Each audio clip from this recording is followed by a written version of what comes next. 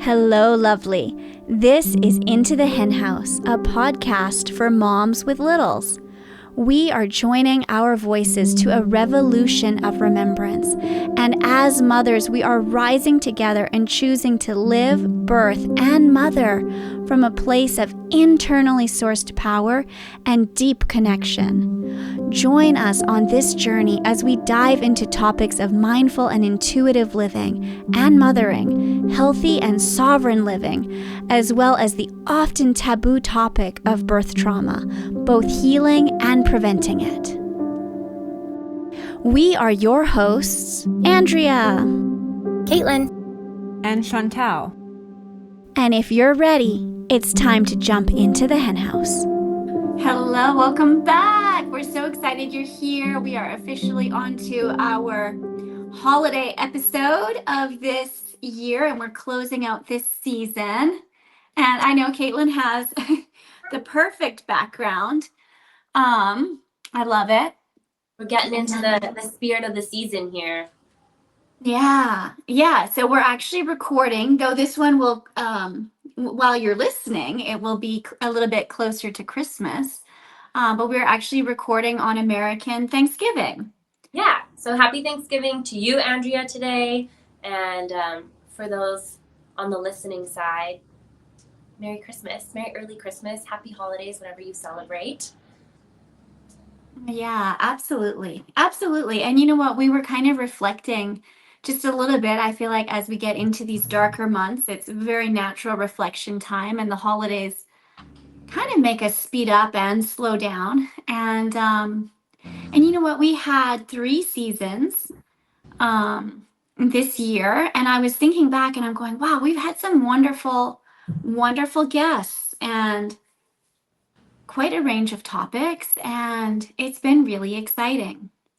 It has been. And yeah, and we've got some good plans coming for the new year too, but we will share those with you in the new year.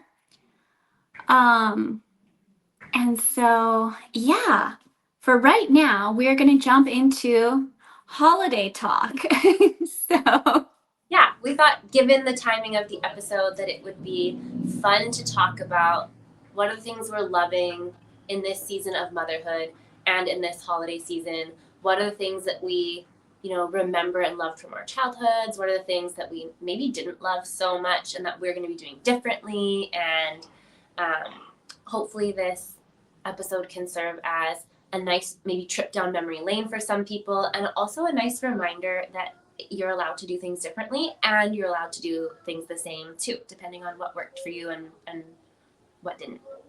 right, exactly. And I love what you had said. This was a little while ago, that behind every childhood magical Christmas was a mom.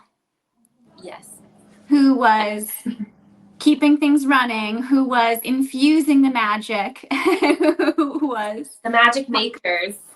Right, possibly stressed out, but you probably didn't know it, and hopefully not all the moms are stressed out either, but yeah, hopefully there's a chance for enjoyment in there as well. But yeah, but I love that. I'm going, yeah, the mom is the magic, and I think that's true actually, not just holidays, but like life in general. Like, mom is magic.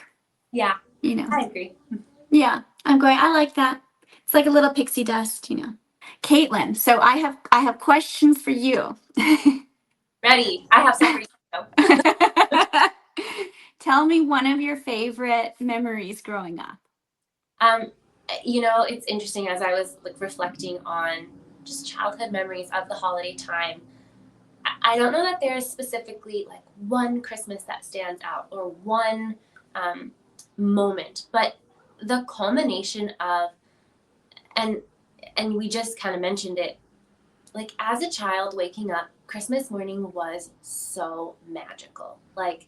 The tree, the stockings, the way that the gifts were. In our house, we always, we woke up, we got to open our stockings, then we had Christmas breakfast all together, and then we got to open our gifts after we'd had our Christmas breakfast.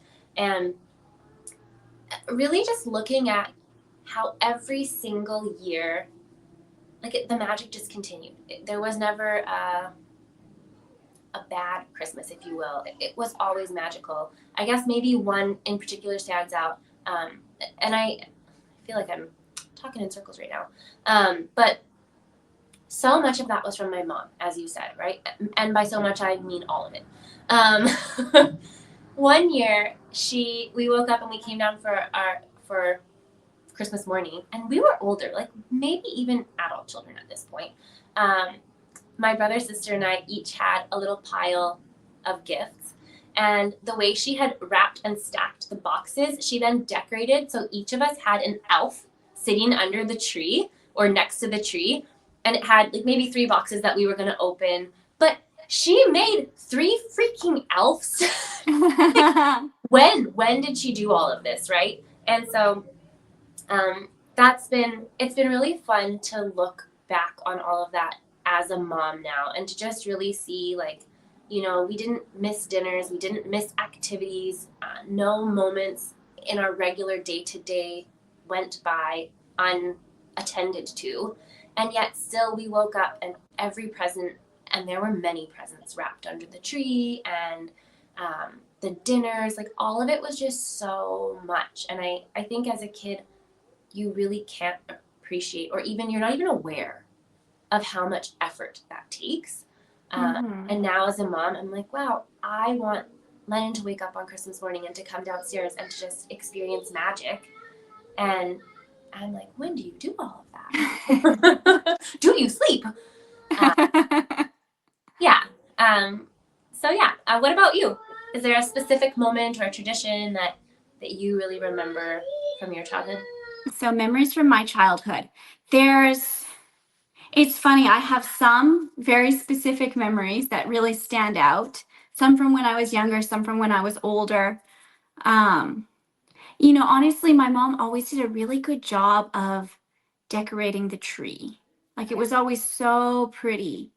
And my grandma spent a lot of Christmas Eves with us, and then usually part of Christmas Day. And that was always really, really, really special as well. I really enjoyed that. One on kind of a funny side of things that stands out was, I don't know, I was less than 9 because we were still living in the country. Yeah. And my older sister and we had decided to sleep in front of the fireplace downstairs. And so we had sleeping bags and everything like that. And we woke up in the morning and there was a spider on her pillow. Oh no. Which I thought was hilarious. I would have freaked out. I don't think she was super happy about it. And she was kind of mad at me because I had convinced her to like have this little sleepover downstairs by the tree and with the fireplace, and it was so exciting. Yeah. So Caitlin, tell me a tradition that you're doing. It could be one that you're bringing forward into the next generation, or one that you're creating new. What's something that you're focused on this year? You know what? I think like we had a few different traditions, if you will, growing up. Like, and I'm sure many people can relate to this. We always got to open one gift on Christmas Eve, and it was always new pajamas. And we would wear our jammies to bed, and then on Christmas morning we would wake up and wear our jammies most of the day. We also had a few different things, like with my bonus dad's family, we would do Christmas Eve dinner. And then Christmas Day was usually with our home, and then on Boxing Day was often with my dad's entire extended family. So kind of that tradition of having those different holiday meals was something that I really enjoyed. And going forward, there are some ways I'm kind of changing things up. I really liked the idea of Christmas jammies until I realized, like, we just buy pajamas that we wear for one day and then we never wear them. Like, I'm not really a pajama person. Ed's not a pajama person. So we're maintaining our Christmas jammies from years past and getting Lennon new Christmas jammies. And I think that's a fun one that we're doing. And then something that was important for us in our home was that Christmas Day, we will always have our dinner at our house. So so that Lennon always knows Christmas dinner is at home with her mom, her dad. We do invite my parents, Ed's parents, my siblings, Ed's siblings, and whoever can show up is more than welcome to, but there's no obligation for anyone to show up. We do have different events where we see all of those other people, but just really making sure that she knows that Christmas is a time for our family. Yeah, how about you? Yeah, I like that. And I feel like when you live around all your family, it can be hard to kind of carve out your own time Yes. when, there's other pressure. That's not so much my concern because we don't have any family who lives close by. Yeah. But, and if we're visiting, heck, we'll go along with whatever is happening wherever we are. But Totally. so traditions. One of the traditions that we started last year is to do like the 12 days of Christmas. Ooh. So we're spreading the gifts out is basically what it is. So we have her little tree. It's like a little tree. The tree's about as tall as she is. Mm-hmm. And so starting Christmas Eve, there is a gift under the tree, or maybe two on Christmas Eve and Christmas Day. I don't know exactly how we'll do that. But and then until I don't know, whatever 12 days is from Christmas Eve. So sometime in January. I think it probably ends up being very close to Epiphany or like Ukrainian or Orthodox Christmas. I think. Yeah, somewhere in there. And I don't know actually know the exact day. Yeah. And I actually personally, I don't care if it's 12 days or 13 or Yeah. Yeah. But we're kind of spreading the gifts out. So it's like, so she gets like some little smaller gifts. And I think, especially while she's so young, it's kind of fun not to have it be so overwhelming. And then she actually gets to really play with Each new thing. Yeah. each new thing. I've read so many things that talk about, especially for young children, the amount of overwhelm of open this gift. It's brand new. It's exciting. Don't take it out of the box. Next, here's something else to unwrap is really overwhelming for their system. So I really like that, spacing things out in a way. Yeah. So that's kind of the one tradition we have. And then, making yummy food. Yeah, love that part. As you're kind of talking about that, I'm just reminded, like, I know that social media can have a lot of negative components to it, like the doom scrolling and the comparison, and we're looking at everyone's highlight reels. But I also think that social media is really unique in that we get an opportunity to see some of these different, whether we want to call them traditions or just different ways that people are doing things, or different ideas of things we can do in our own home that weren't part of our growing up and maybe weren't something that people around us did. So it's really neat to get to see all the different ways people do things, and then to go, hey, like, I really like that. I want to do that in our home.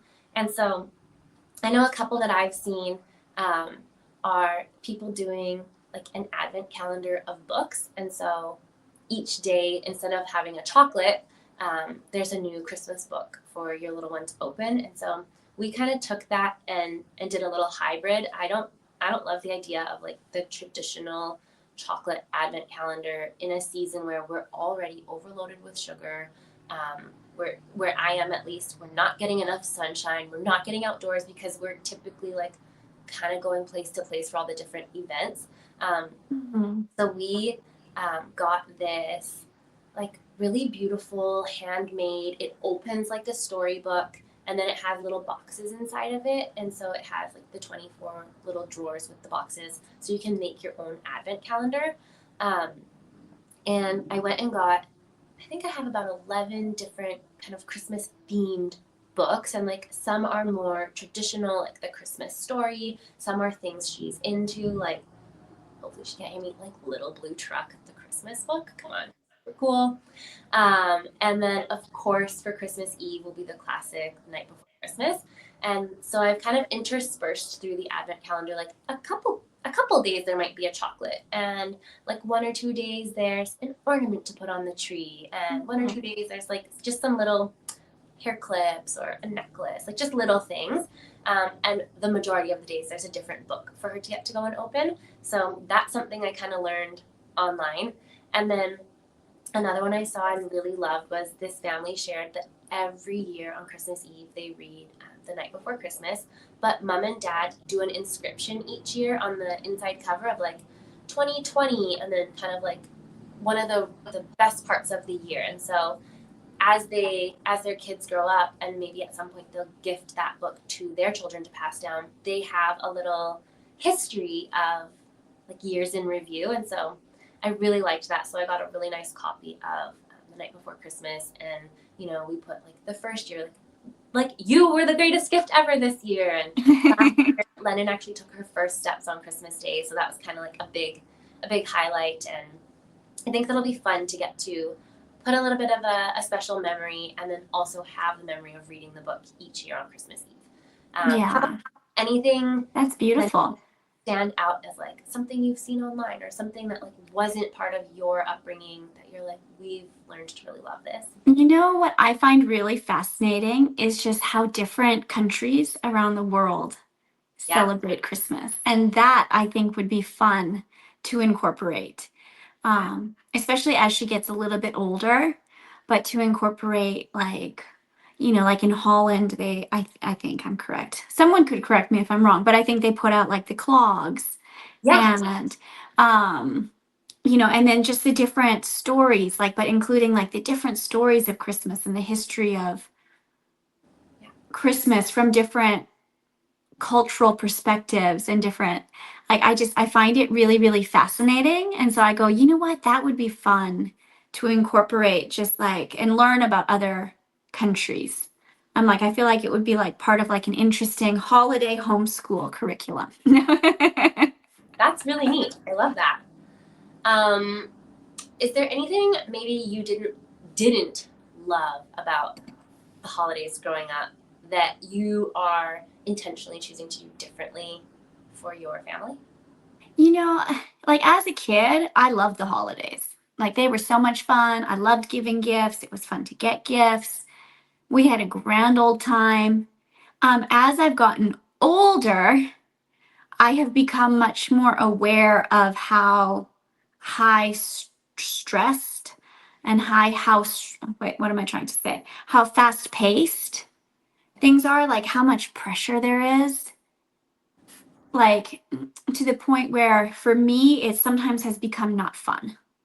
I'm like, whoa, it's just too much. It's too like bang, bang, bang, like all in a row. And I'm like, you know what? I just want it to be relaxing. Like, I want there to be time to just sit and snuggle. And like, it's not worth it for me if we have to rush off to make the perfect meal. And yes, having great food is great, but like, I want it to actually just have like time to breathe. Like, I don't want anyone crying in the bathroom on Christmas. I hear that. So that's definitely something I'm intentional about, is like, you know what? Like part of the magic is actually having fun. So even if it means we do one less dish and we go, you know what? It's too much. We'll try again next year. That's fine. I like that a lot. I feel like you said it so well. Like when we're really young, we don't notice those parts, right? Like it's just all so exciting. But I can definitely resonate with, as I got older, I can remember like being from a blended family, like Christmas morning with my mom and my siblings and my bonus dad, and my dad would actually join us. Like I really appreciate my family for my parents for being able to do that. And then my dad and I would go over to visit my grandma, and then we might go to his place for a minute to see some of my aunts and uncles, and then we would come home to my mom's house for dinner. And as I got older, that it just felt like obligation, and it did feel like I would love to be able to just be at home and enjoy. And so something that we've kind of adapted for us is trying to make sure that there's only one thing on each day, so that we can really be present with that thing and not be like up and running to the next and up and running to the next. It'll be interesting to see how it plays out this year, because what that has translated into is a lot of days in a row, each with one thing. I might regret this at some point. We'll see. We'll check back in next year if I'm have some days with nothing. But I think it's going to go really well. I think it's going to be a really nice way to enjoy each of the moments that we're in and to be present in them and not be too chaotic. Right. Plus, I mean, in truth, you can only eat so much in one day, too. Yes. You know what I mean? Like, how do you go from like a massive, like, meal at one person's house for lunch and then for an early dinner somewhere else? It's like, my goodness, like. Yeah. Or like if you have to throw in a breakfast in there too, like 3 meals not at home is also just a lot. Mm-hmm. Just a lot. So Well, and it's travel, and then you have to keep your eye on the clock because you don't want to be too late. And yes, I think like that's it adds a lot of elements. kind of stressful is the like, oh, we just got here, but like being so concerned with where you have to be next that you're not actually present or enjoying the moment. So really hoping that one thing a day means we'll actually enjoy that thing each day. Right. I hope so too. Well, we'll stay tuned and see how it goes. Totally. I feel like this is just such a fun share right now as we've been talking about like just the magic through kids' eyes. Typically, so my birthday's at the end of November, and typically we don't decorate for Christmas until after my birthday because, I want my own birthday. But I've been really feeling in the Christmas spirit this year, and so we've already started our holiday decorations at home, and we have one of those. My mom always had one growing up, and it was so much fun to do it. I'm gonna say like one of those ceramic Christmas trees that has the light inside, and then it has those little pegs that you stick into the holes. Yeah. And then like they just illuminate with the light. So last night we actually set that up with Lennon, and she was so excited that she was doing the Christmas tree, and she wanted to call Mimi and show her, and call Grandpa and show him. And this morning, the first thing she asked was if she could see the Christmas tree, and we played like the opening song from the Polar Express soundtrack, and she's now calling it the Christmas dance song, and since so it's amazing when you take the time to just be intentional with each of those little things, like how special it is for our littles. Yeah. Well, and there's so much fun in the little tiny, Yeah, like it's like to just not rush things. like for them, everything is such a big thing, right? Like all of Yeah. those for us are all big things for them, and so I think that can be something that's really important to remember, that it's each of the small moments that create that overall big magic, but that for our littles, those small moments are magical. Yeah. Yeah. I think it's been so fun this year because Elsica has a little tiny tree, right? But every morning she wakes up and she goes to check on it, and she wants to give it water to make sure her tree is okay. Yeah, I love And she'll call it her baby. You're inspiring me. Now I'm like, do I need to go get a tiny tree? Maybe it's not too late. It's not even December yet, so. Yeah, no, there's still time. There's still time. She in fact loved her tree from last year so much. I will admit, we had a Christmas tree in the house and decorated, and it got undecorated and redecorated almost every day until the solstice. And yes, I mean June.